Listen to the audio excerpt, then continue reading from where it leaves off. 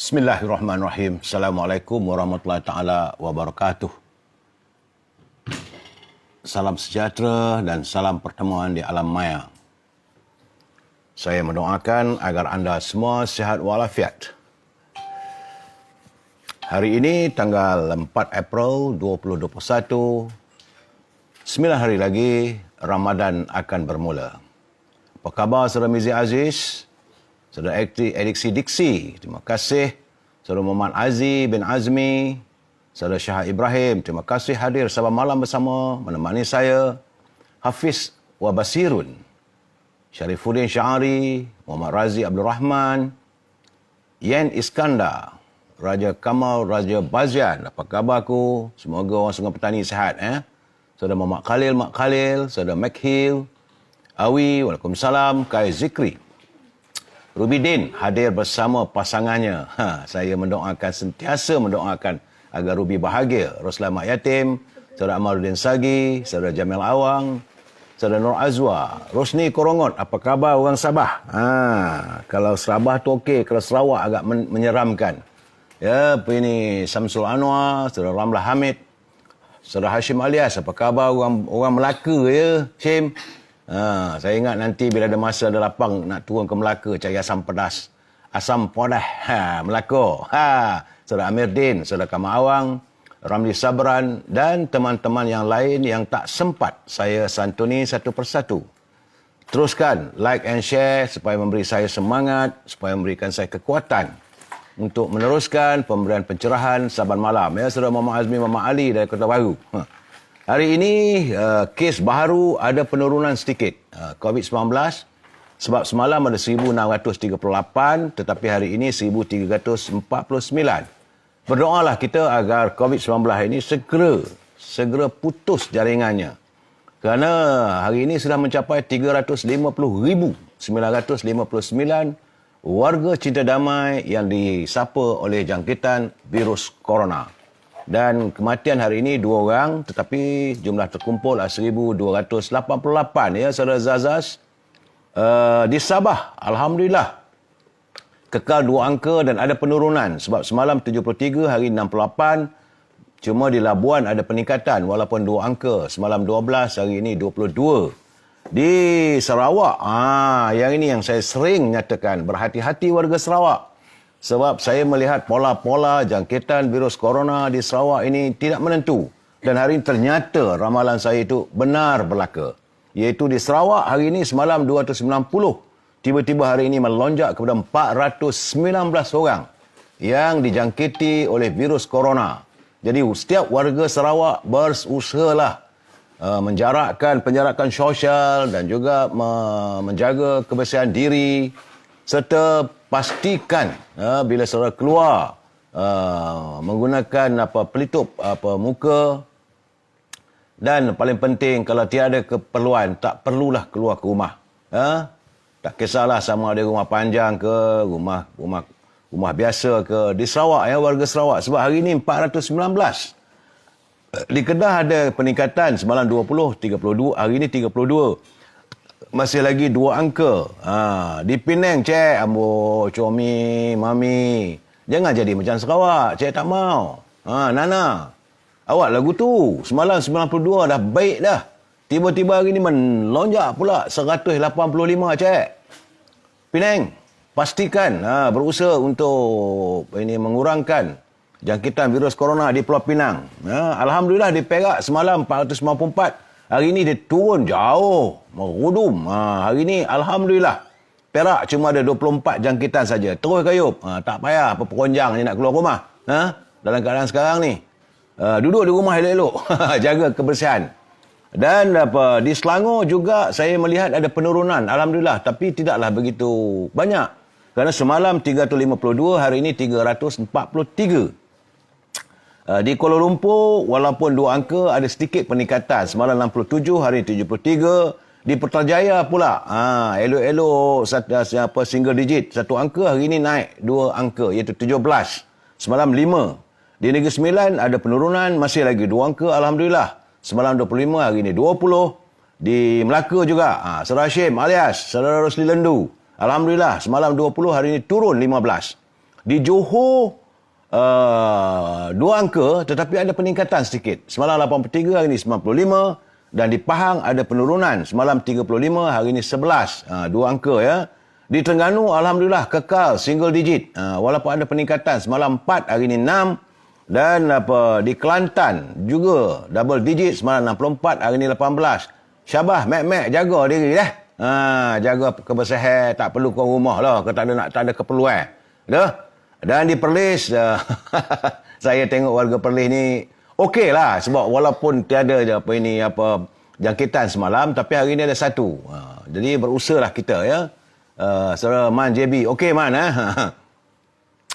Dan saya mendapat laporan rupanya pada tanggal 27 Januari lalu, persidangan Parlimen Kesatuan Eropah EU ataupun European Union ya, pada 27 Januari lalu telah memutuskan bahawa suntikan vaksin tidak lagi dijadikan syarat wajib bagi warga negara Eropah. Malahan Kesatuan Eropah juga telah memutuskan untuk tidak mewajibkan suntikan vaksin kepada para pemegang pasport antarabangsa warganya. Ini laporan yang saya terima sebentar tadi. Tak tahulah kita, semoga benda ini dapat dihayati sebab kita baru saja Perdana Menteri mengumumkan bahawa setiap pasport kita ni mesti ada suntikan vaksin untuk membolehkan kita kalau nak pergi keluar negara dan sebagainya. Tapi tidak berlaku nampak gayanya di Kesatuan Eropah. Apabila Parlimen Kesatuan Eropah memutuskan tiada kemestian. Ya, saudara? Itu adalah laporan COVID-19. Kita masuk e-commerce 9 hari lagi, saudara. Berkali-kali saya katakan, saudara silakanlah berhubung dengan Azhar 011-330-41241 untuk mewawarkan produk saudara. Dan bila berhubung dengan Azhar, boleh juga berbincang dengan beliau untuk memasarkan produk ibunya, iaitu rendang tok dan bahulu berdal. Ini boleh dilakukan, saudara boleh jadi ejen. Jadi kalau saudara boleh buka, sebagaimana saya katakan, bukalah ini meja untuk meniaga pada pasar Ramadan. Jadi tak perlu benda itu basah dan sebagainya. Berhubung dengan Azhar 011-330-41241.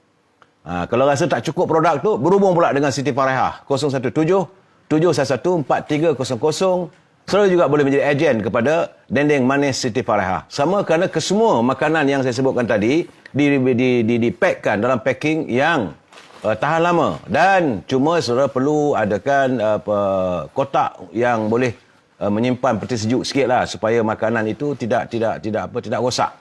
Ya, saudara berhubung dengan Azhar ataupun Siti Farehah boleh buka, asalkan dengan syarat. Jadi kalau nak buka ini gerai pasar Ramadan ni, kenalah dapat kelulusan daripada Majlis Perbandaran di kawasan Setara. Begitu juga bagi warga di Kuala Lumpur, boleh berhubung dengan Syauqi untuk mendapatkan pasaran ataupun buah-buahan segar daripada luar negara, dan buah kurma, iaitu terdiri daripada kurma ajwa, safawi, mariami. Yang paling saya suka adalah mejol. Juga ada buah tin. Buah tin selalu bila kita buka puasa, dia ada buah tin, ada kurma ataupun buah tamar dan apricot kering.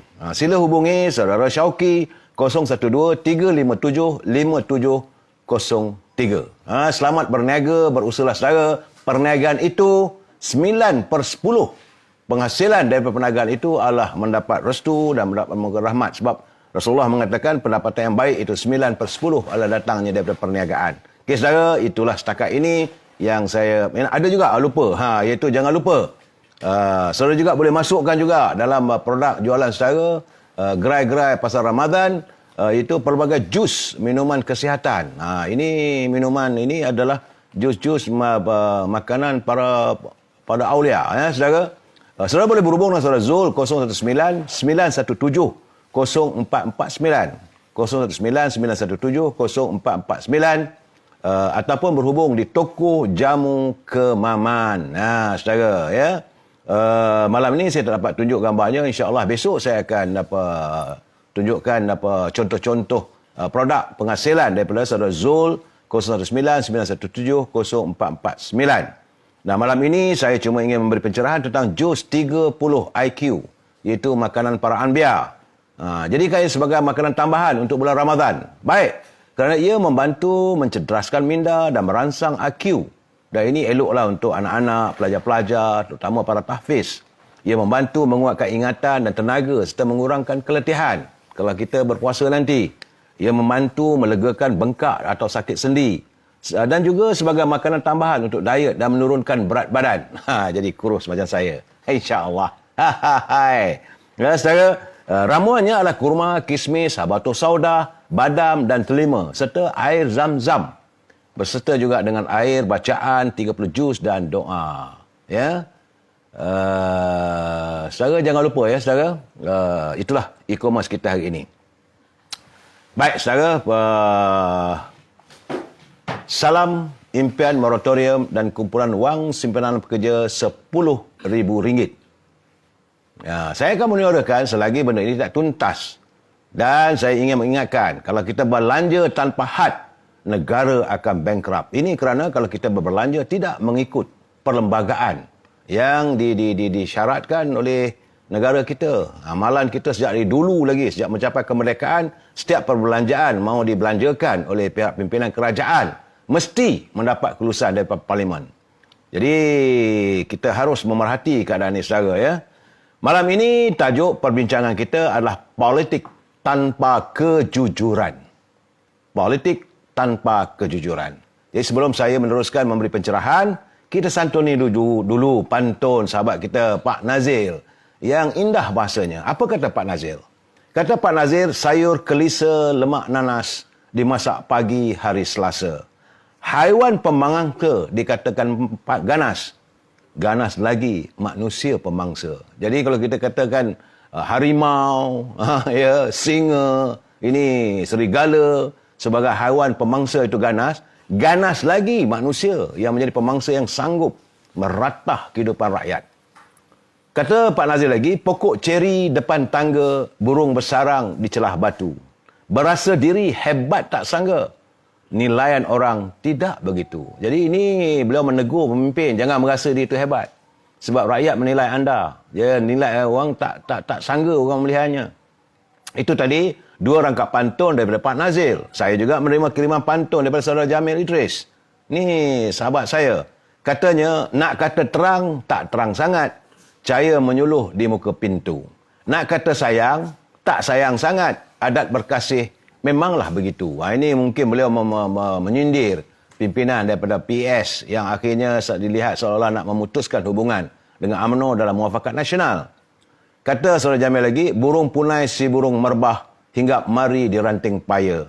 Anak sungai lagi berubah, ini kan pula hati manusia. Itulah rintihan saudara Jamil. Saya berharapkan beliau tidak merintih hatinya dalam percintaan. Jamil, jaga rumah baik-baik.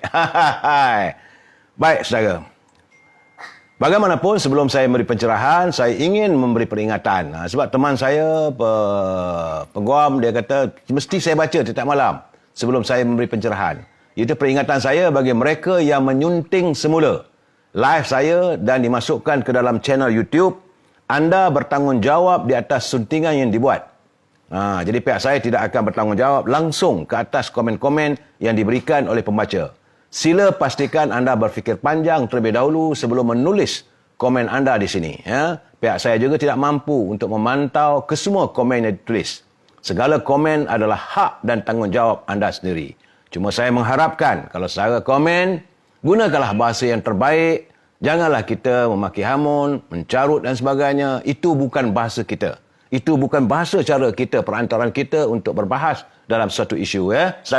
Jadi bagi saya, mari kita santuni satu persatu apa yang ada pada negara kita, apa yang berlaku dalam kancah politik negara kita. Ya, saudara Herman, saudara Pok Teh, Zul Osman, apa khabar Pok Teh, saudara Imran Khan.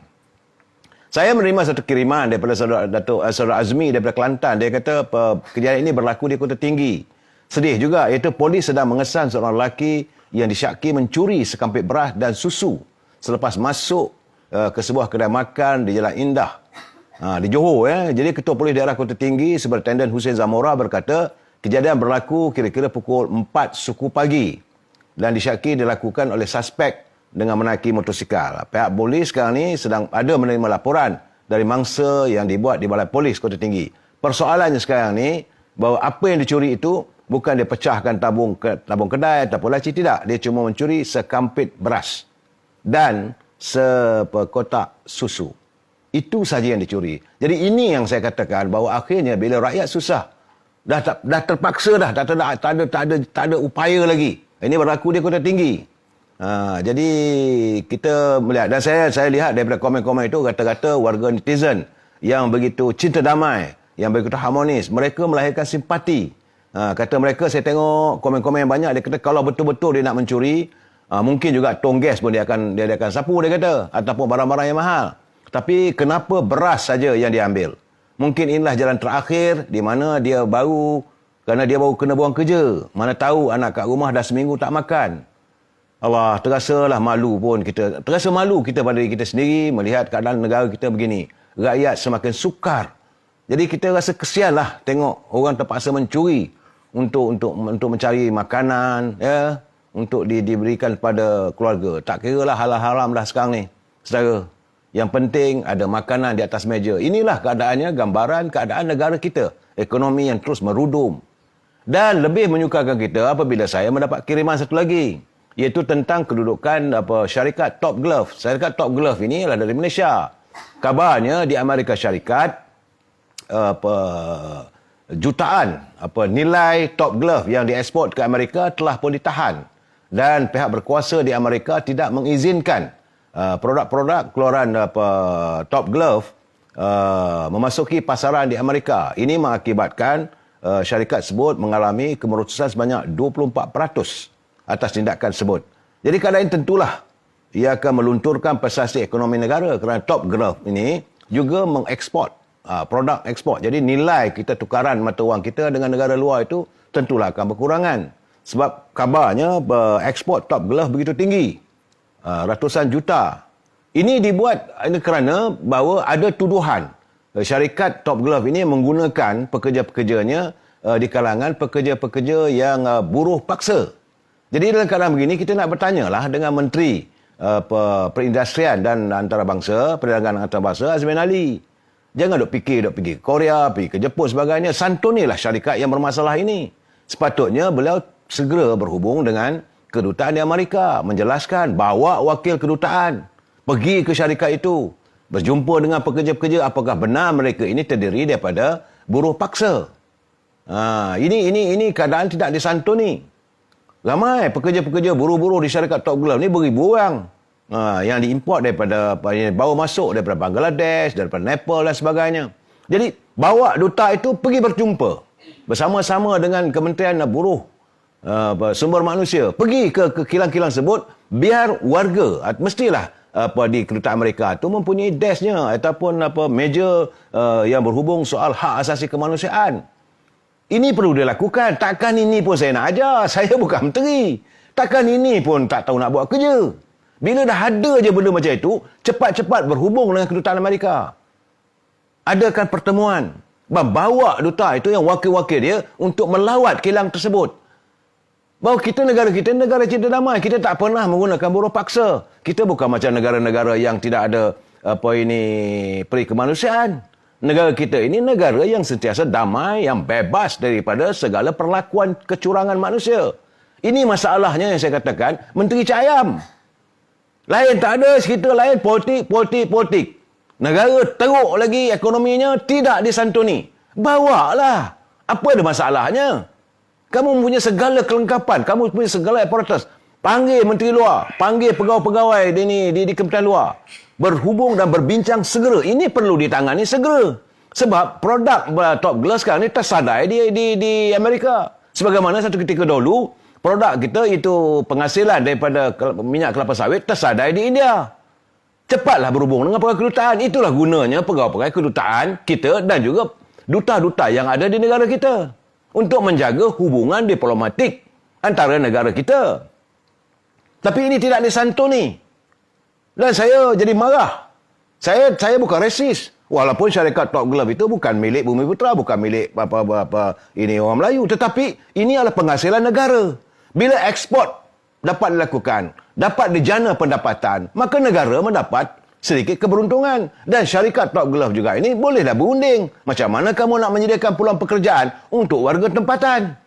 So kalau itu keadaannya, minta Top Glove itu mengurangkan pekerja-pekerja daripada luar. Ini pun tak tahu buat kerja. Kamu kerja apa sebenarnya? Menteri-menteri ni. Takkan ini tidak dibincangkan oleh kabinet? Sebab itu saya kata merapuh habis. Mungkinlah mereka melihat lain tak ada bahawa ini masalah sekali politik. Macam mana nak menang pilihan raya. Kau tak ada lain.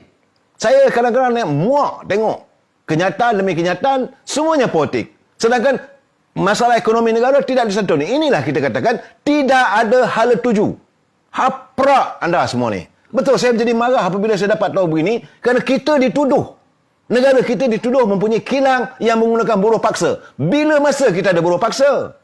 Dulu, masa zaman perang Jepun dulu ada buruh paksa. Untuk membina landasan kereta api daripada Malaysia bawa pergi ke Brunei, daripada Thailand ke Burma. Itu dulu ada buruh paksa.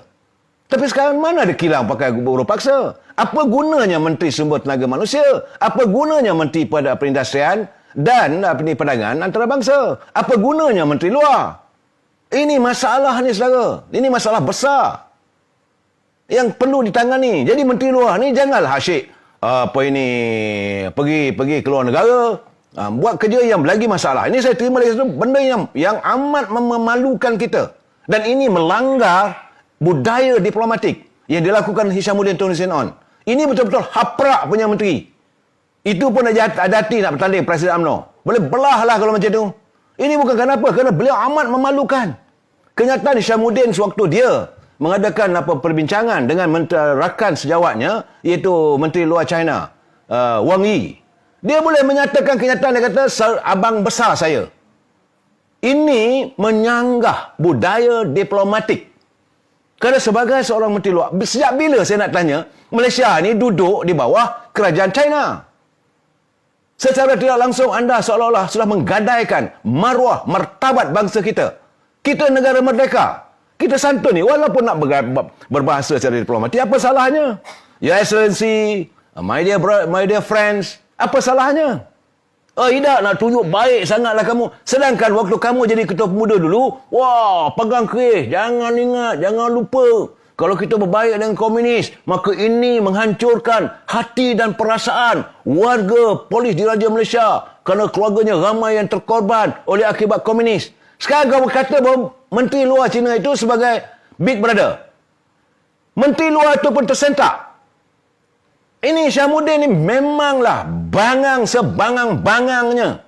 Bagi saya marah benda begitu. Sebab keadaan begini, apa kenyataan daripada mantan Menteri Luar kita, iaitu Datuk Anifah Aman. Dia kata, panggilan abang besar adalah melanggar adat diplomatik dunia. Tak layaklah anda, tak tahulah letak di mana. Dulu jadi Menteri Pendidikan, bertagabur. Jadi Menteri Pertahanan, helikopter hilang. Wang bayar. Sekarang ni jadi Menteri Luar pula. Dah panggil pula. Besok, dia pergi jumpa India pula, panggil pula Big Brother, Menteri Luar India. Ataupun pergi pula nanti ke Russia, jumpa dengan Menteri Luar ke Russia, my Big Brother. Big Brother sana, Big Brother sini. Kamu nak tunjuk baik kamu, ada caranya. Orang Melayu ni ada. Kita menunduk. Bukan artinya kita takut. Tapi bahasa yang kita gunakan, kita menyantuni mereka. Kata Anifah Aman, ramai pihak meminta dia mengulas mengenai penggunaan elder ataupun Big Brother yang diungkapkan oleh Datuk Seri Hishamuddin Tun Hussein pada sidang akhbar bersama Menteri Luar China, Wang Yi pada 1 April. Kerana katanya ramai menegur kenyataan itu. Ketua Pembangkang Datuk Seri Anwar Ibrahim pun telah menegur yang menyifatkannya sebagai tidak wajar. Dan ramai menggesa agar Hishamuddin segera memohon maaf kepada seluruh rakyat Malaysia. Dan beliau mesti menarik balik kenyataan itu. Malu tak malu kamu kena buatlah. Sebaliknya Hishamuddin mempertahankannya dan berkata ia bukan dibuat dalam konteks hubungan dua hala. Kamu Menteri Luar bercakap dengan Menteri Luar bukan dalam konteks dua hala. Ini bangang sebangang-bangangnya. Tapi kononnya bagi menghormati Wang Yi, seorang menteri yang lebih kanan, dan elder brother lebih kepada hubungan peribadi. Soal peribadi kamu lah. Kita mempunyai Menteri Luar yang hebat dulu. Kita ada yang berhormat mulia Tengku Ritaudin. Kita mempunyai almarhum Tan Sri Ghazali Shafie. Kita mempunyai Menteri Luar Allahyarham Datuk Abu Hassan Omar. Okeylah dari segi politik kita tak bersekutu. Tapi cara beliau melayani counterpartnya ataupun menteri-menteri luar, menteri negara-negara lain, macam Tan Sri Rais Yatim, macam Kadir Syekh Fadhil. Begitu juga Tan Sri Syed Hamid Yang terakhir sekali yang saya katakan, seorang diplomatik yang hebat, Datuk Anipah Aman. Kita menyantuni mereka dengan baik. Tak ada masalah. Apa perlu mengatakan Big Brother? Sudahlah selama ini kita bila bercakap dengan warga dari Indonesia tu, ini abang tua kita, abang tua kita. Ya, beliau sebagai Menteri Luar. Jadi, komen daripada Datuk Anipah Aman, dia kata Datuk Seri Syamuddin sudah melanggar tata cara diplomatik dalam hubungan ini. Istilah itu bukan setakat tidak wajar, malah memalukan Wang Yi. Reaksi spontan Wang Yi ketika itu mencerminkan semuanya, menyebabkan Syamuddin segera menyebut, "We are brothers." Dan kata Datuk Anipah Aman, sebagai diplomatik paling kanan kan hari ini, dia kata Syamuddin, dia sebagai Menteri Luar adalah diplomatik paling kanan. Sebagai diplomat paling kanan, Datuk Seri Syamuddin sepatutnya lebih arif dan berhati-hati sebelum berkata-kata. Lagipun, diplomasi adalah penentu kepada hubungan dua hala. Daripada mempertahankan kenyataannya, beliau harus mengakui keterlanjuran diplomatik yang dilakukan olehnya. Ia adalah satu kesilapan paling besar jika seorang melanggar tata cara diplomatik dan cuba pula mempertahankannya kerana ia akhirnya akan mencerminkan kelemahan serta kedaifan dirinya sendiri. Ini kenyataan daripada Datuk Seri Anipah Aman. Malu kita mempunyai seorang menteri luar yang sebegitu. Sepatutnya saya dah kata tadi, kalau kita ada masalah top glove, santunilah dengan Amerika, tapi janganlah pula Big Brother pula dengan duta Amerika pula. Kita bermasalah sekarang ni, saudara. Sejak Syamuddin menjadi Menteri Luar, kita mempunyai masalah diplomatik yang cukup ketara. Kita mengalami hubungan antara kita dengan Korea Utara yang kita jalin persahabatan sebegitu lama sejak tahun 1973. Akhirnya Korea Utara telah pun memutuskan hubungan diplomatik. Kita walaupun dia negara Rusia ke, mereka negara komunis, Cuba ke, ataupun negara China ke, memang kita ada hubungan diplomatik. Tapi hanya keterlanjuran kalau tidak disantuni permasalahan diplomatik. Sebab saya kata Menteri Luar ni penting. Dulu jawatan Menteri Luar ni antara yang senior. Jawatan dalam kementerian ni, dalam menteri ni paling kanan. Jadi saya pun tak tahulah. Hari ni tak tahu apa pula dia berada di Brunei, mengiringi Perdana Menteri. Jangan pula dia bercakap pula Big Brother pula dengan tuanku. Mengamuk pula orang-orang Brunei. Ini keadaannya. Saya rasa keadaan celaru habis lah. Celaru habis dunia kita ni. Kerana sikap mereka yang tidak berkelaikan menjadi menteri. Ini keadaannya. Aduh, letih lah saya setiap malam ada aja benda yang kita jadi kita rasa penat lah sebenarnya melihat sedangkan rakyat bertambah teruk, ekonomi tak dijaga. Dan kita lihat sekarang ni, parlimen semakin usang. Ada pula dalam gambar dalam wall saya ni, saya sedih lah tengok ada ini tangan-tangan yang nakal ni. Dia hantar gambar parlimen, ada rumput lah, ada pokok-pokok semalu lah, yang tergantung-gantung seolah menggambarkan usangnya parlimen. Nah, hari ini rakyat menuntut supaya parlimen segeralah diadakan persidangan. Perdana Menteri, menteri-menteri, sedarlah, insaflah anda. Janganlah anda mau terus berkuasa dengan menafikan bahawa tentang kewujudan parlimen dalam sistem demokrasi. Saya mengulangi kenyataan Datuk Azalina. Beliau sebagai timbalan speaker berkali-kali beliau mengatakan bahawa parlimen ini telah pun dimandulkan, dikembirikan. Jadi fungsi parlimen hari ini terhenti. Sedangkan parlimen ini penting untuk rakyat membahaskan, untuk membicarakan persoalan masalah rakyat. Bukan soal nak jatuh hukum supaya undi tak percaya. Jadi kenapa takut sangat? Kenapa mereka yang berada di anjung kuasa diburu oleh bayang-bayang, ketakutan?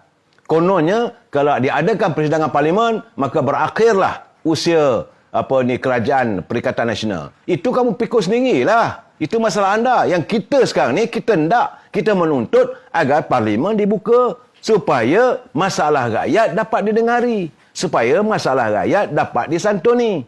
Kemana lagi tempat rakyat nak mengadu? Berkali-kali kita mengatakan, kita telah pun memilih setiap wakil rakyat kita. Kita punya wakil rakyat di setiap daerah. Terdapat 222 orang ahli parlimen. 2 orang dah meninggal. Tinggal ada 220. Mereka inilah. Sebab itu mereka dipanggil sebagai yang berhormat. The lawmaker. Penggubal undang-undang. Penggubal dasar negara. Jadi mereka inilah tempat rakyat mengadu. Dan rakyat nak menyatakan bahawa kami susah. Jadi mewakil-wakil rakyat ni tentulah akan mengutarakan di parlimen. Tapi kerana menteri-menteri yang ada sekarang ni nak buat pekak badak, nak buat pekak ke kuali, tak mau dengar masalah rakyat, seolah-olah mau menafikan. Jadi parlimen jadi pondok usang lah. Jadi kita hairan lah. Akhirnya parlimen tidak bersidang. Jadi ahli-ahli parlimen yang ada jawatan dalam kerajaan pun sibuk untuk mencabar presidennya untuk mengadakan pemilihan. Ini satu hal lagi. Ahli-ahli parlimen yang ada daripada UMNO ni konon-konon cabar presiden. Presiden UMNO kena mengadakan pemilihan dalam parti UMNO. Bagi saya, kenapa pula UMNO pesih? Kenapa tak minta PAS adakan pemilihannya? Kenapa dengan Parti Pribumi Bersatu? Kenapa ditumpukan hanya pada UMNO? Apakah UMNO ini mempunyai kesalahan paling besar kepada negara? Jadi bagi mereka, soal parlimen nombor 2. Parlimen ni UMNO itu mesti mengadakan persidangan terlebih dahulu. Ini kenyataan yang paling baral yang saya tengok. Kamu selesaikan masalah pentadbiran negara. Kalau kamu ahli UMNO, nak sangat jawatan Presiden UMNO, tak ada masalah. Kalau rezeki kamu ada, kalau kamu berkhidmat dengan baik, kamu memperlihatkan kepimpinan yang baik, kamu satu orang yang punya pemikiran yang jauh ke depan, rakyat akan sokong kamu. Tapi kalau sekadar macam orang macam Syamuddin ni, minta maaf lah. Jauh panggang dari api untuk memimpin UMNO. Hanya sebagai menteri luar pun boleh menganggap menteri luar China sebagai big brother, besok jadi presiden UMNO. Tak tahulah pula dia jumpa parti Golkar, big brother parti Golkar. Jumpa pula parti Kongres di India, big brother Kongres. Mana nak tahu maruah kita? Saya tak tahulah. Jadi sekarang ni, saya menyantuni juga, ramai orang bertanya pada saya. Kita kena faham saudara, akar umbi UMNO ni sebagaimana kiriman daripada Saudara Azmi daripada Ketua Baru kat saya tadi, dia kata akar umbi UMNO ni ibarat tiang seri rumah dan pemimpin UMNO itu ibarat aksesori rumah. Kena ingat, andai ada pemilihan dalam UMNO, kemudian kewajaran kita kalau mereka yang menang hendaklah memperakui orang yang menang. Dan yang menang tidak boleh menzalimi yang kalah. Tapi untuk itu sekarang ni saya tengok beberapa tulisan sahabat saya ni semalam dia dapat menantu. Tahniah saudara Rak, Datuk Rafi Awang Kecil. Dia hantar sempat juga dalam kesibukan dia menerima menantunya, dia hantar pada saya, dia kata andai ada pemilihan UMNO, dia katanya, maka pemilihan UMNO haruslah berpaksikan kepada 3 syarat. Ini betul saya kata. Pertama sekali, mereka yang lari menyorok lalu kemudiannya muncul ketika UMNO sudah pulih dari kekalahan tersebut, wajar dijahanamkan terus dari UMNO. Mereka dulu bila Barisan Nasional kalah, mereka lari menyorok sana, menyorok sini. Dan sekarang ini bila melihat bahawa aura UMNO sudah kembali, rakyat sudah mula menyantuni parti UMNO, sudah mula berminat untuk bernaung di bawah UMNO, mulalah datang balik. Ini orang macam ini bagi saya tidak layak dan sewajarnya orang ini dijahanamkan terus daripada UMNO. Kedua, pemimpin-pemimpin yang berpura-pura. Ini ramai tidak ada kejujuran. Mereka ini tidak ada kejujuran dalam politik. Mereka berpura-pura berjiwa UMNO kononnya. Tapi bila waktu UMNO Barisan Nasional tidak mampu membentuk kerajaan dulu, nak pakai baju UMNO pun malu. Nak pakai baju Barisan Nasional pun malu waktu itu. Jadi mereka berpura-pura berjiwa UMNO, tapi hakikatnya sudah pun menjual maruah dirinya kepada Parti Pribumi Bersatu. Mereka ini juga harus kita talkinkan politiknya. Tidak layak sama sekali untuk memimpin UMNO. Kerana kalau mereka memimpin UMNO, mereka akan membawa UMNO ini untuk menyembah kepada parti yang boleh berkuasa. Ini bukan apa cara UMNO. UMNO harus menyongsong setiap cabaran. Jadi kita ingat sebab itu saya pegang kata-kata warga UMNO, kita still bila kita kalah. Dan kita bahagia bila kita menang. Tak lebih daripada itu. Jadi ramai lagi. Saya sebenarnya kenal beberapa pemimpin. Waktu UMNO Barisan Nasional gagal membentuk kerajaan. Nak pakai baju UMNO pun malu. Nak pakai baju Barisan Nasional pun malu. Waktu saya berjalan di sekitar Jalan Tunku Abdul Rahman, saya pakai baju UMNO, bertemu dengan mereka. Wah, dia kata, Datuk pakai baju UMNO. Saya kata, apa salahnya? Saya cintakan parti saya. Inilah tanda kesetiaan kita. Dan dia boleh dengan muka senyum je. Yalah, eloklah tu. Hari ini, dia sudah berada di rumah UMNO. Hari ini, dia sudah mula nak menawarkan diri untuk menjadi pemimpin UMNO. Orang macam ni patut ditebas keluar. Jauh sekali nak pakai baju BN ni Barisan Nasional. Seolah-olah mereka jijik melihat baju tu bila kita kalah. Sekarang ni bila melihat aura kebangkitan UMNO, aura rakyat sudah kembali untuk menyokong UMNO Barisan Nasional. Mereka sudah berlumba-lumba nak ambil jawatan. Dah nak jadi presiden, nak jadi timbalan presiden. Mereka lah nak jadi untuk menyantuni UMNO. Segala-galanya UMNO ni mereka lah yang mengaturnya. Dulu where are you? Di mana anda semua? Semua menikus. Malahan nak bawa UMNO ini tunduk kepada Pakatan Harapan. Jangan lupa, orang yang mempertahankan UMNO, yang tidak mau membawa UMNO ini tunduk kepada Pakatan Harapan, yang berterus terang. 3 orang yang saya nampak. Iaitu pertama Datuk Seri Najib, yang kedua Datuk Seri Zahid Hamidi, yang ketiga Datuk Ahmad Maslan. Termasuklah Datuk Syarif Samad. Mereka ini tidak mau. Biarpun mereka diseret ke mahkamah dengan pendakwan terpilih, pada mereka no way untuk UMNO tunduk melutut kepada PBM. Kalau nak bawa ke mahkamah, bawa. Kalau kamu nak jatuh hukum, jatuh hukum.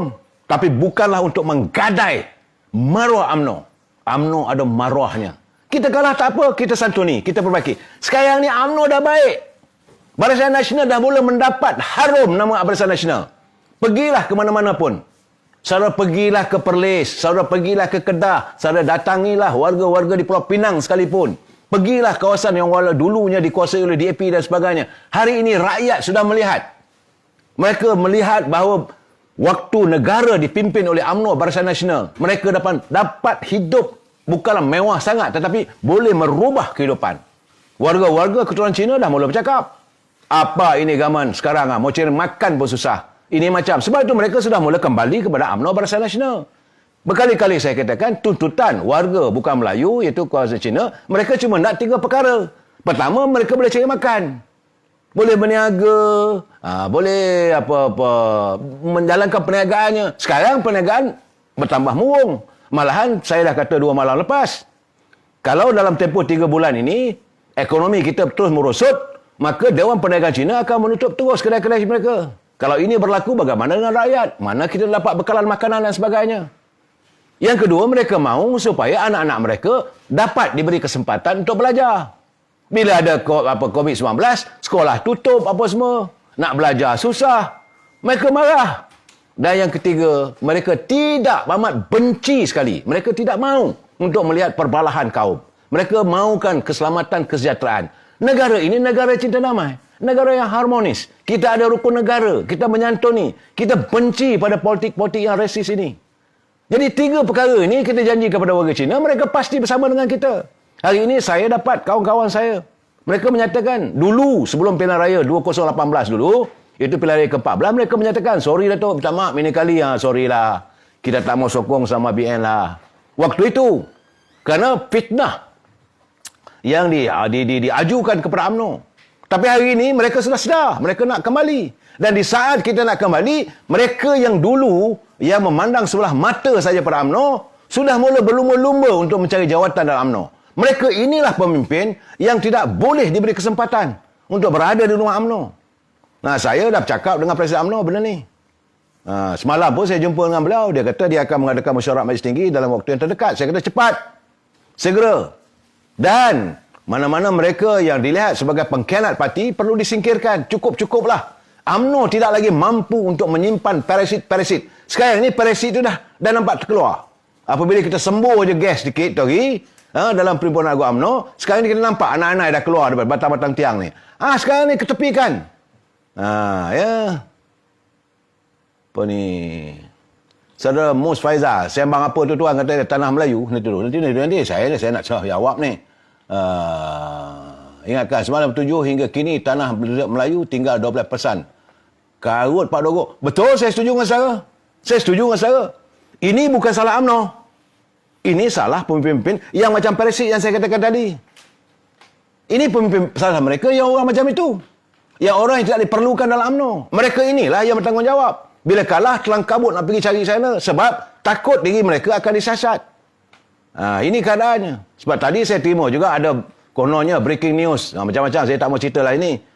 Kononnya akan ini hancurnya kerajaan Perikatan Nasional. Saya tak mau cakap. Tetapi akhirnya hari ini saudara, kita dapat melihat rahsia sebenar langkah Sheraton yang kian terselah apabila Parti Pejuang mengumumkan menyertai Perikatan Nasional. Now, saya harap warga PAS faham liciknya politik yang bermain di belakang tabir usaha Parti PBM memecahkan Muafakat Nasional. Sebenarnya saya katakan semalam, mereka pecahkan dulu Muafakat Nasional. Dan sebab itu tunjuk seolah bergaduhlah dengan Tun Dr. Mahathir, tak mau ini apa semua. Wujudnya langkah Sheraton. Tan Sri Muhyiddin jadi Perdana Menteri. Akhirnya hari ini, Pejuang menyertai Perikatan Nasional. Dan hari ini, Datuk boleh senyum lah.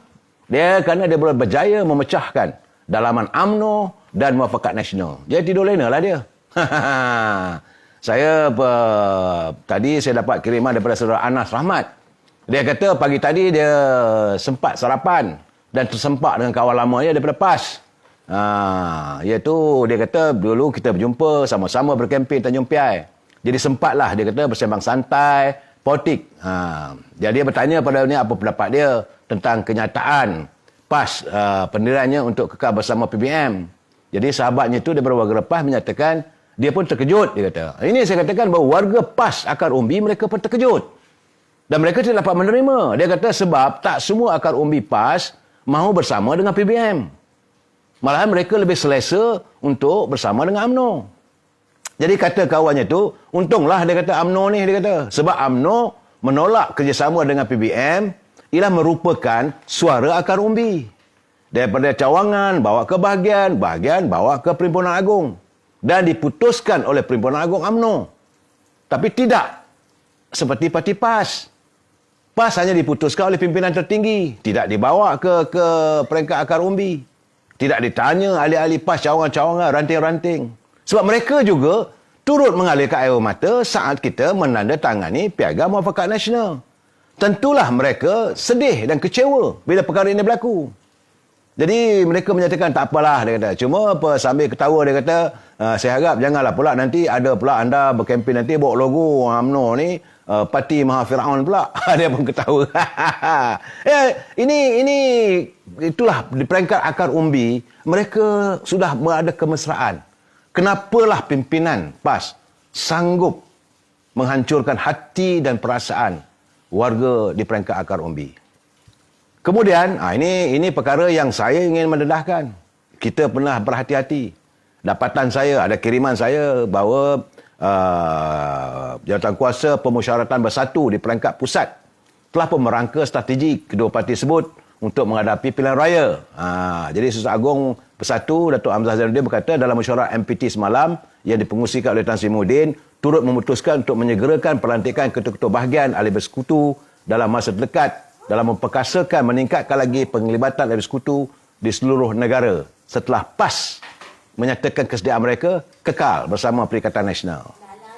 Ya dalam keadaan begitu, kabarnya saya tak dapat pengesahan apakah itu berita yang tulen. Tapi saya mendapat ini kiriman, dia kata kabarnya ketua-ketua bahagian bersatu telah pun dinyatakan dana pilihan raya sudah sedia. Jadi ketua bahagian diminta segera memohon Jana Wibawa. Rupanya ada projek yang diwujudkan oleh Parti Bersatu ini, nama dia Jana Wibawa secara runding terus. Katanya Menteri Kewangan setuju untuk mempercepatkan surat runding terus antara ketua bahagian Bersatu untuk mendapatkan projek. Jadi dalam keadaan begitu, saya rasa dan saya minta dan rakyat menuntut agar Suruhanjaya Pencegah Rasuah wajib membuat pemantauan di setiap kementerian. Apakah ada mana-mana anugerah kontrak yang diberikan secara runding terus. Kerana klausa yang diumumkan oleh Perdana Menteri, iaitu klausa Perdana Menteri dan Menteri Besar boleh menggunakan dana negara untuk tujuan pembangunan di bawah ordinan darurat harus dipantau. Kena ingat, andai berlaku kecurangan, kalau kita dah bertukar kerajaan nanti, mereka yang terlibat, menteri-menteri daripada UMNO, kena ingat, kalau anda mengikut kehendak yang diminta oleh pimpinan PBM meluluskan satu projek kepada secara runding terus, anda bertanggungjawab. Sama ada Menteri Persekutuan ke, Menteri Pertahanan ke, dan Menteri Kesihatan ke, jangan sekali-kali terlibat. Jangan, kalau satu kontrak itu hendaklah dikemukakan secara tender, bukan runding terus. Kerana apabila bertukar kerajaan, anda juga akan diseret ke muka pengadilan. Ini kerana rakyat sekarang ni sedang tenat. Rakyat tak punya wang. Sepatutnya wang yang ia kelulusan daripada dulu yang oleh Menteri Agung itu berhubung dengan penggunaan dana khazanah negara, dana wang-wang kerajaan boleh digunakan, tidak bawa ke parlimen, hanyalah untuk membangunkan rakyat. Bukan untuk tujuan politik. Kalau kamu nak bagi pada ketua-ketua bahagian bersatu, itu kamu punya hal. Kamu kena bertanggungjawab. Jadi Suruhanjaya Pencegah Rasuah seharusnya bertindak segera. Ambil mereka, file simpan. Mungkin sekarang nak bawa ke dituduh, mungkin mereka sedang berkuasa. Bila mereka tidak ada kuasa nanti, tahulah nasib nanti. Dan kita mendoakan bagaimana rakyat dinafikan untuk mendapat nikmat kekayaan negara. Akhirnya hasil khazanah negara diagih-agihkan untuk mereka untuk tujuan politik. Saudara Nik Aziz, Agung di mana? Ini saya tidak mahu ini kita harus menyantuni. Jadi dalam keadaan sekarang ni, mereka dah main kasar. Kononnya Sis Agung katanya telah maklumkan bahawa PAS sudah sedia jadi jentera. Kononnya. Saya tak tahu warga PAS akan rumbi macam mana. Dalam mesyuarat PBM ini katanya sulit. Kerana pengumuman Sis Agung katanya bahawa PAS sudah sedia untuk menjadi jentera dan mereka yakin PAS juga setuju untuk mendapat dana pilihan raya. Katanya sejumlah 90 juta. Katanya lah, saya tak tahu. Bagaimanapun saya lebih yakin PRU15 ini tidak mungkin akan diadakan dalam keadaan segera. Selagi UMNO tidak mampu ditawan. Memanglah itu war-war apa yang dia keluar dalam yang saya dapat. Katanya itu rahsia. Kerana saya melihat bahawa selagi UMNO tidak mampu ditawan oleh mereka, selagi itulah sukar untuk mereka memanggil pilihan raya. Ini saya lihat. Kerana kepercayaan saya bahawa sekarang ini memanglah mereka nak mengadakan pilihan raya kerana mereka sudah melihat bahawa muafakat nasional step pertama sudah berjaya dilakukan. Muafakat nasional telah pun dihancurkan. Jangan salahkan UMNO. Apabila PAS memilih untuk bekerjasama dengan PBM, tentulah kita akan memutuskan. Dan hancurlah muafakat nasional yang ditandatangani, kita wujudkan dengan derayan air mata rakyat, derayan air mata warga PAS, derayan air mata warga UMNO, sanggup mereka meneguk air mata rakyat hanya untuk kepentingan politik mereka. Just for the sake of political desire oleh pimpinan setengah pimpinan dalam PAS. Saya tak nak sebut apa orang PAS. Saya yakin warga PAS kat Umbi juga sekarang ni tengah merasa sudah cukup kecewa. Kerana katanya bahawa MRC, MCA dan PBRS sudah komited untuk membuang UMNO dari Barisan Nasional. Itu saya kata, itu langkah kedua, mereka mahu menghancurkan Barisan Nasional. Dan kita dah lihat dah semalam bagaimana MIC dah boleh mengutarakan pandangan mereka untuk terus bersama dengan PRN. Dan sebentar tak lama lagi tentulah daripada MCA, kemudian tentulah PBRS. Kalau ini berlaku, dua kali mereka berjaya pecahkan Muafakat Nasional, pecahkan Barisan Nasional, dan mereka akan mengharamkan UMNO. Berhati-hati warga UMNO. Jadi sebab itulah anda jangan terperangkap. Sebab itu kita, warga UMNO peringkat akar umbi, jangan terperangkap dengan percaturan mereka-mereka kluster-kluster menteri yang mahu menghancurkan UMNO. Kerana mereka adalah agen kepada PBM. Segala tindak tanduk mereka yang memaki hamun pimpinan UMNO hari ini, yang mahu kononnya nak luar atas demokrasi, mereka ini bukan pimpinan. Orang macam Khairi Jamuddin, dia bukan, dia dalam majlis tinggi. Dia tak ada apa-apa jawatan dalam UMNO, tapi menuntut supaya adakan pemilihan. Tujuan lain tak ada bukan. Memberi muka ruang kepada Menteri Dalam Negeri untuk meneruskan usahanya mengharamkan UMNO. Atas alasan UMNO tidak melakukan pemilihan selepas dalam tempoh 3 tahun. Itu tujuan Khairi Jamuddin. Dan begitu juga Isyamuddin dan kumpulan-kumpulannya. Termasuk juga bila kita dengar Tan Sri Anwar Musa juga bercakap mestilah disantuni, jangan kita pecah belah. Menggambarkan seolah-olah UMNO ini berpecah belah. Tujuan mereka lain tak ada bukan. Tak ada. Adalah untuk memecah belahkan UMNO. Jadi Asabirin, Yuska. Betul. Mana Muafakat Nasional hancur? Belum lagi. Hati-hati letak pandangan. Ya, saya menyatakan bahawa Muafakat Nasional akan hancur. Kalau keadaannya begitu sebab saya melihat kenyataan-kenyataan yang dibuat. Kita peringkat kaum umbi ni tak Muafakat Nasional. Ya, saudara Asyabiri ni peringkat Karumbi, warga PAS bawah, kita tidak rela. Bahawa ini kita selama 60 tahun hari ini dah dicantumkan semula. Bila kita berdamai kat waktu Muafakat Nasional lagi, dengan derayan air mata, penuh keikhlasan. Penuh keikhlasan. Tapi akhirnya bunga-bunga kehancuran sudah dilihat. Dia jadi kononnya lah bahawa Siswa Agung memaklumkan bahawa calon bebas terdiri daripada bekas-bekas ketinggalan awam, bekas-bekas polis dan bekas-bekas askar sudah pun siap sedia untuk memecahkan undi di kubu-kubu UMNO. Saya kata buatlah apa pun. Rakyat kali ini rakyat tidak akan terpengaruh dengan percaturan politik anda. Kerana manusia boleh merancang. Ya, betul saudara. Yang mana itu betul kita pun tak tahulah sekarang ni. Ya. Kita kisah lihat. Kalau seorang ibu tunggal mencuri satu tin susu, kena hukum penjara 2 tahun. Curi setandan pisang, hukum dia 2 tahun penjara. Curi selipar masjid, kena 6 bulan penjara. Tapi jual negara macam mana? Jadi apakah hukuman yang bakal terima pula oleh seorang Perdana Menteri yang menggunakan nama glamour dalam urusan rasmi mereka? Angkat sumpah, jawatan, penamaan calon pilihan raya, bebas terbang sana sini, bebas tanda tangan segala dokumen dan perintah sah atau tidak?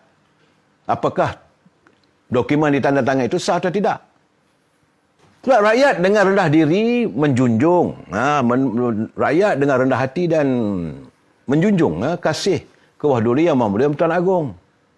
Akhirnya rakyat ingin mencadangkan supaya segeralah majlis raja-raja bersidang. Lihatlah bahawa negara kita ni semakin dihancurkan oleh pimpin yang ada sekarang ini. Jadi sudah sampai masanya lah. Memang saya nampak bahawa macam saya katakan tadi, mereka tidak mungkin akan mengadakan pilihan raya selagi UMNO tak dihancurkan. Kena ingat bahawa yang mempertahankan daripada dulu lagi, waktu UMNO diasaskan 1946, kita mempertahankan Raja-Raja Melayu. Kita tak mahu Raja-Raja Melayu berada di bawah penguasaan Melayu Union. Tapi sekarang ini mereka mahu menghancurkan UMNO. Apa agenda mereka di belakang? Ini perlu disiasat. Jadi soal apa yang berlaku sekarang ni, kita sama-samalah berusaha. Saya meminta supaya warga bangsa kita, warga cinta damai, kita bersatu. Tak apalah Saudara Ibrahim Awang kata saya sembang kari, terpulanglah. Anda kerja sebagai JKOM. Tak apa, tak ada masalah. Saudara boleh cakap apa saja pada saya, tapi saya menyantuni apa yang keluar dalam web. Apa yang ada sekarang ni. Apakah saya sembang kari kalau saya kata menteri luar bercakap begitu? Apakah saya sembang kari kalau melihat cacat-cacat palsu? Apakah saya bersembang kari kalau saya minta supaya Suruhanjaya Pencegah Rasuah menyediakan pegawai-pegawainya duduk di setiap kementerian, pantau setiap menteri agar tidak lagi adanya sebarang kontrak yang diberikan secara terus. Tambah-tambah lagi, kalau mereka yang membida kontrak itu secara rundingan terus itu datang daripada ketua-ketua bersatu. Ini yang kita minta. Adakah itu sembang kari? Saudara bila tak kena pada muka sendiri, saya katalah sembang kari. Santunilah parti anda. Ini sekarang, kerana sekarang ni parlimen dah bila parlimen dimandulkan, nak buat macam mana? Memang kita dapat dalam kiriman saya, ada kawan bagi tahu MIC juga akan tinggalkan BN. Ada kita tahu, bukan kita tak tahu. Bila dah terkena benda ini, rahsia terkeluar, anda marah. Ni macam mana ni? Siapa ni? Saudara Zain Abidin. Terbaiklah PKR dalam PH diteraju oleh Saudara Nordin. Bukannya Mahathir yang terajui PS benda ni. Saya, soal ini saya tak mau campur. Tapi bila melihat pejuang sudah mula menyertai PN, segala-galanya sudah terselah. Segala-galanya sudah terselah. Apa yang mereka lakukan. Sebab itu, bila Kuli kata, Perdana Menteri ke-8 ni pemalas. Sebagaimana yang nyatakan oleh Datuk Fuad Zakasi dalam tulisannya. Dia kata, ini tulisan saudara Fuad Zakasi. Dia kata, amat keras komen Kuli terhadap Muhyiddin, Anwar dan Azmin Ali. Pada Kuli, tiga-tiganya tidak layak katanya jadi PM. Tapi apa sebab mereka tidak layak? Komen Kuli dalam The Vibes memang terbuka. Ia berdasarkan pengalaman. Kuli menganggap Muhyiddin seorang pemalas. Ini memang betul. Waktu nak menandatangani SD dulu, sebab itu dia tak nak sign. Dia tidak menandatangani SD untuk menyokong Tan Sri Muhyiddin sebagai Perdana Menteri. Saya tanya kenapa? Dia kata Muhyiddin pemalas. Dan malahan Tengku Razlim kata Datuk Najib lebih baik. Dan Najib juga pernah menjadi timbalannya. Dibagi perbezaan antara Sri Najib dengan Tan Sri Muhyiddin, dia kata Sri Najib lebih baik. Kerana dua-dua ni pernah jadi timbalan pada beliau. Jadi dalam keadaan begini, kita sepatutnya Perdana Menteri kena jawab lah. Kalau Datuk Yang Berhormat Mulia Tengku Razali menyatakan Tan Sri Muhyiddin seorang yang pemalas, dia kena jawab. Tapi beberapa hari lalu sudah ada bukti nyata. Dia tak nak fikir. Lain tak ada adalah menjual harta negara. Itu jalan mudah. Malah nak fikir jual. Yang terbaru macam dia jual Silterra yang milik khazanah negara ni, syarikat yang terlibat dalam teknologi tinggi. Zaman masa nasional dulu menjana keuntungan. Bila datang PH mula merosot dan dijual. Akhirnya kita kehilangan. Jadi kita melihat bahawa Perikatan Nasional tak lain tak bukan nak untuk. Saya cantik juga tulisan saudara Hisham Jalil. Saya nak baca untuk saudara. Semalam seorang ahli Majlis Tinggi UMNO kata semalam ahli Majlis Tertinggi Parti Peribumi Bersatu Malaysia kata saudara Hisham Jalil mengatakan bahawa dalam kerjasama politik perlu ada kejujuran dan keikhlasan, bukannya retorik. Secara sedar atau tidak katanya tentulah ditujukan kenyataan inti kepada partinya sendiri. PPBM yang kebanyakan dari pemimpin dan ahli parlimennya adalah pelompak parti dan pengkhianat yang jelas dan terang-terangan tidak jujur dan tidak ikhlas dalam kerjasama atau perjuangan. Ramai daripada mereka dalam PPBM yang telah melompat parti dan mengkhianati mandat rakyat sebanyak 2 kali sebelum ini. Pertama kali apabila mereka melompat keluar daripada Barisan Nasional. Dan kali kedua apabila mereka melompat keluar dari Pakatan Harapan dan menjatuhkan kerajaan mereka sendiri. Jadi tidak siapa yang akan percaya kepada orang yang telah mengkhianati sebanyak 2 kali. Dan mereka yang mengkhianati juga dulu telah menang kerana menipu manifesto. Pakatan Harapan dulu menang kerana menipu manifesto. Isu PTPTN, isu Felda, janji 1000 mimpi, akhirnya tak ada satu pun yang ditunai. Dan hari ini mereka nak berjanji lagi. Sebab itulah sekarang ni, kata saudara Hisham Jalil, mereka takut untuk berhadapan dengan rakyat. Mereka takut untuk buka parlimen. Selari dengan titah Persatuan Agong. Agong kata boleh buka parlimen. Saya cuma satu benda saya nak sebelum ni, cuba kita dengar dulu saudara. Saya dapat satu kiriman tentang legasi Tun Razak. Ini perlu sebagai warga bangsa, kita perlu. Yang baik kita kata baik. Saya menerima kiriman seorang pelayar menceritakan usaha almarhum Tun Razak merakyatkan sumber ekonomi untuk membangunkan prasarana infrastruktur rakyat untuk rakyat dinikmati, tetapi telah dikhianati oleh Dr. Mahathir. Bahawa almarhum Tun Razak dengan jujur mewujudkan pembinaan jalan raya, lebuh raya, jalan raya Timur Barat. Walaupun waktu itu komunis merancang untuk menggagalkan, Tun Razak berusaha dengan kos yang tak sampai pun 1 bilion, cuma 205 juta saja. Pada itu mungkinlah waktu tinggi. Itu pada tahun 1982. Dalam tempoh 12 bulan. Akhirnya, jalan lebuh raya Timur Barat terwujud. Dan tidak ada tol. Jalan raya ini digunakan secara percuma oleh Tun Razak. Begitu juga, selepas almarhum meninggal dunia, maka legasi yang diwujudkan almarhum Tun Razak untuk memberikan khidmat percuma pada rakyat melalui lebuh raya daripada utara ke selatan. Cuma, bila datang Dr. Mahathir, wujudlah PLAS. Sedangkan PLAS lebih awal dah wujud dah. Tapi PLAS ini diswastakan. Akhirnya, kroni-kroni yang untung. Dan itu hari ini, saat ini, kita masih lagi menanggung untuk membayar tol. Sedangkan kalau mengikut ketah kerja yang diusahakan oleh Tun Razak, adalah sebagaimana yang diwujudkan oleh Datuk Seri Najib. Iaitu Pen Borneo. Pen Borneo diwujudkan di Sabah dengan Sarawak oleh Datuk Seri Najib Tun Razak secara percuma, tak ada tol. Jadi legasi ini berterusan.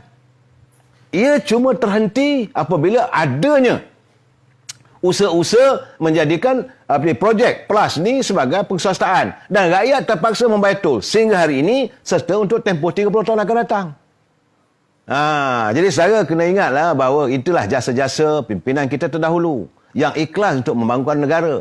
Datangnya daripada kilang UMNO.